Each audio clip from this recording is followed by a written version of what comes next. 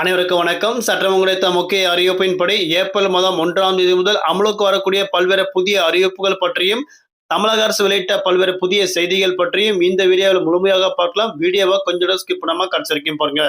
உங்களுக்கு மத்திய மற்றும் மாநில அரசு வழங்கக்கூடிய பல்வேறு புதிய சலுகைகள் பற்றி உடனுக்குடன் துல்லியமாக தெரிந்து கொள்ள நம்மளோட சேனலை கீழே இருக்கிற பட்டனை கிளிக் பண்ணி சப்ஸ்கிரைப் பண்ணிக்கோங்க. பக்கத்துல பெல் பட்டனை கிளிக் பண்ணிக்கோங்க. இந்த வீடியோ உங்களுக்கு பிடிச்சிருந்தா லைக் பண்ணுங்க. இப்போ வாங்க வீடியோக்குள் புகழலாம்.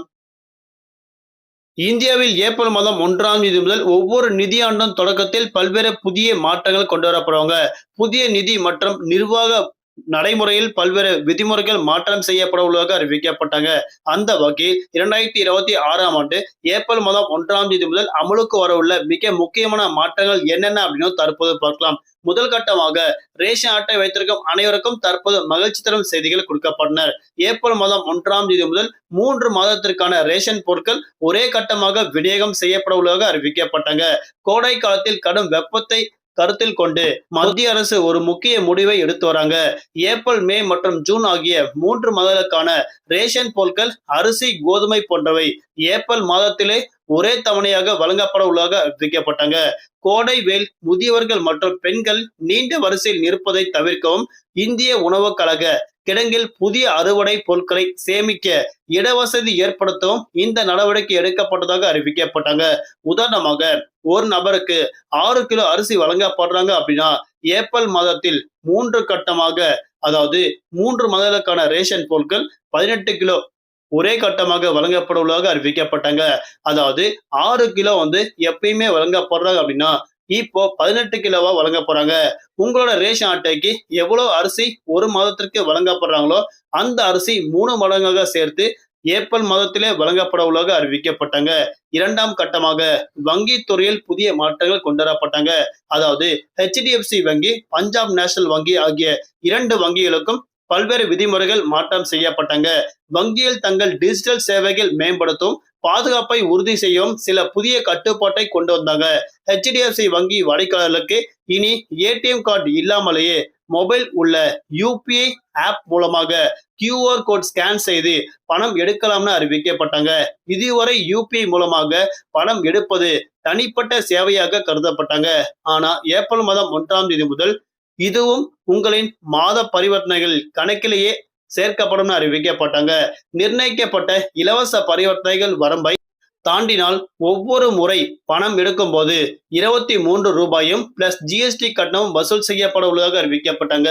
அதாவது ஒரு மாதத்திற்கு 5 முறை பணம் எடுக்கலாம். அதற்கும் மேலாக நீங்க பணம் எடுத்தால் 23 ரூபாய் அபராத தொகையும் பிளஸ் எவ்வளவு ரூபாய் நீங்க பணம் எடுக்கிறீங்களோ அதற்கேற்றவாறு GST பணமும் வசூல் செய்யப்பட உள்ளதாக தற்போது HDFC வங்கி வாடிக்கையாளருக்கு அறிவிக்கப்பட்டாங்க. அடுத்தபடியாக பஞ்சாப் நேஷனல் வங்கி வாடிக்கையாளர்களுக்கு சில குறிப்பிட்ட டெபிட் கார்டுக்கான தினசரி பணம் எடுக்கும் வரம்பை குறைத்துள்ளதாக அறிவிக்கப்பட்டாங்க. மோசடிகளை குறைக்கவும் நோக்கில் இந்த சில மாற்றங்கள் கொண்டுவரப்பட்டதாக அறிவிக்கப்பட்டாங்க. சில கார்டுகளுக்கு 1 லட்சமாக இருந்த வரம்பு 50,000ஆகவும், பிரீமியம் கார்டுகளுக்கு 1.5 லட்சமாக இருந்த வரம்பை 75,000 ரூபாயும் குறைக்கப்பட்டதாக தற்போது அறிவிக்கப்பட்டாங்க. 3ஆம் கட்டமாக EPFO திட்டத்தின் UPI புரட்சி கொண்டு வந்திருக்காங்க.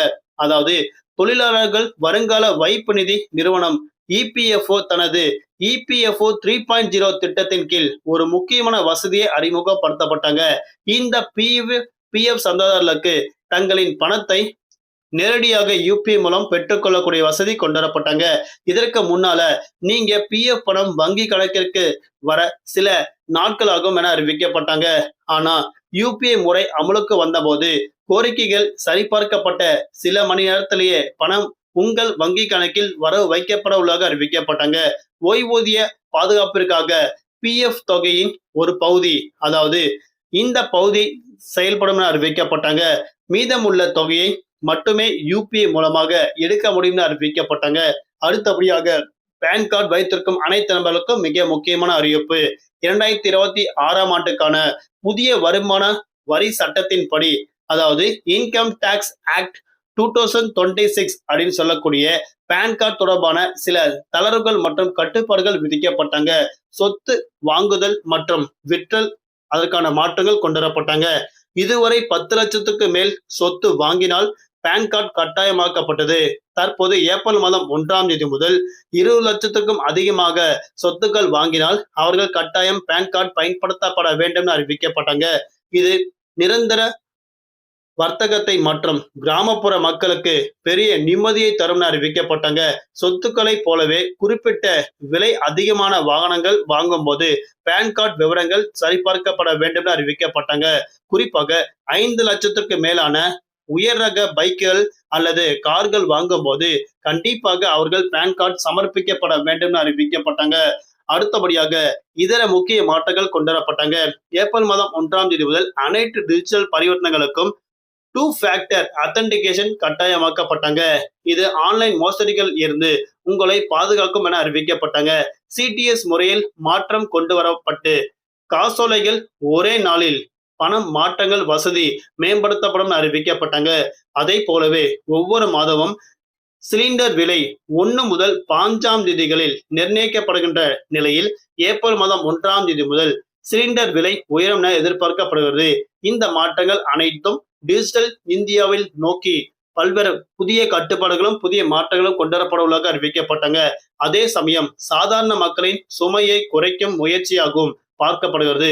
குறிப்பாக வங்கி வாடிக்கையாளர்கள் தங்களின் இலவச ஏடிஎம் வரம்புகளை கண்காணிக்கவும், பிஎஃப் பணத்தை கண்காணிக்கவும், குறிப்பாக இகேஒய்சி கட்டாயம் சரிபார்க்கப்பட்டிருக்கா அப்படின்னும் நீங்கள் கண்டிப்பாக தெரிந்து கொள்ளும் இந்த மாற்றங்கள் கொண்டு வரப்பட்டிருக்குங்க. குறிப்பாக ரேஷன் அட்டை வைத்திருக்கும் அனைத்து நபர்களுக்குமே ஏப்ரல் மாதம் 1ஆம் தேதி முதல் அடுத்த 3 மாதங்களுக்கு தேவையான இலவச பொருட்கள் ஒரே கட்டமாக பெற்றுக்கொள்ள முடியும். தற்போது மகிழ்ச்சி தரும் அறிவிப்புகள் கொடுக்கப்பட்டாங்க. அது மட்டுமல்லாமல் ஏப்ரல் மாதத்திலே 20ஆம் தேதி இந்தியன் வங்கி வாடிக்கையாளர்களுக்கு பல்வேறு விதிமுறைகள் மாற்றம் செய்யப்பட உள்ளதாக அறிவிக்கப்பட்டாங்க. குறிப்பாக ஏப்ரல் மாதம் 20ஆம் தேதி முதல் இந்தியன் வங்கி வாடிக்கையாளர்களுக்கு 5 முறை மேல் பணம் எடுத்தால் அவர்களுக்கு அபராத தொகையாக 17 ரூபாய் பிடித்தம் செய்யப்பட உள்ளதாக அறிவிக்கப்பட்டாங்க. அடுத்தபடியாக எவ்வளவு ரூபாய் அவர்கள் பணம் எடுக்க போறாங்களோ அதற்கு ஏற்றவாறு ஜிஎஸ்டி பணம் வசூல் செய்யப்பட உள்ளதாக தற்போது இந்தியன் வங்கி வாடிக்கையாளர்களுக்கு முக்கிய அறிவிப்பு கொண்டு கொடுக்கப்பட்டனர். தற்போது நிலவரப்படி தமிழகத்தில் ஏப்ரல் மாதம் 1ஆம் தேதி முதல் கேஸ் சிலிண்டர் விலையில் மாற்றம் ஏற்பட உள்ளதாக அறிவிக்கப்பட்டனர். இதற்கு முன்பாக கேஸ் சிலிண்டர் தட்டுப்பாடு ஏற்பட்டதன் காரணமாக தற்போது 19 கிலோ எடை கொண்ட கேஸ் சிலிண்டர் கிடைக்குமா கிடைக்காதா அப்படின்னும் வணிகர்கள் ஆர்வமா காத்துட்டு இருக்காங்க. இந்த மாதிரி பட்சத்தில் இனிவரும் காலங்கள்ல கேஸ் சிலிண்டர் மீதான விலை கண்டிப்பாக உயரப் போகிறதாக தற்போது ஒரு முக்கிய அறிவிப்பு கொண்டு கொடுக்கப்பட்டனர். குறிப்பாக அமெரிக்கா, இஸ்ரேல் மற்றும் ஈரான் போர் பதற்றம் காரணமாக தங்கத்தின் மீதான விலை ஏற்கனவே சரிந்த வண்ணம் உள்ளது. தற்போது அமெரிக்கா 5 நாட்களாக போர் நிறுத்தம் செய்யப்பட உள்ளதாக அறிவிக்கப்பட்டனர். இதன் காரணமாக கடந்த 2 நாட்களாக தங்கத்தின் மீதான விலையும் கணிசமாக உயர்ந்த வண்ணம் உள்ளது. குறிப்பாக கடந்த 2 நாட்கள் மட்டுமே 6500 ரூபாய் அளவிற்கு மீண்டும் உயர்ந்து கொண்டே செல்வதாக தற்போது முக்கிய அறிவிப்பு கொண்டு கொடுக்கப்பட்டனர். அடுத்தபடியாக தமிழகத்தில் ஏப்ரல் மாதங்களில் பல்வேறு புதிய மாற்றங்கள் கொண்டுவரப்பட உள்ளதாக தற்போது தமிழக அரசு மிக முக்கிய அறிவிப்பு கொண்டு கொடுக்கப்பட்டனர். நன்றி, வணக்கம்.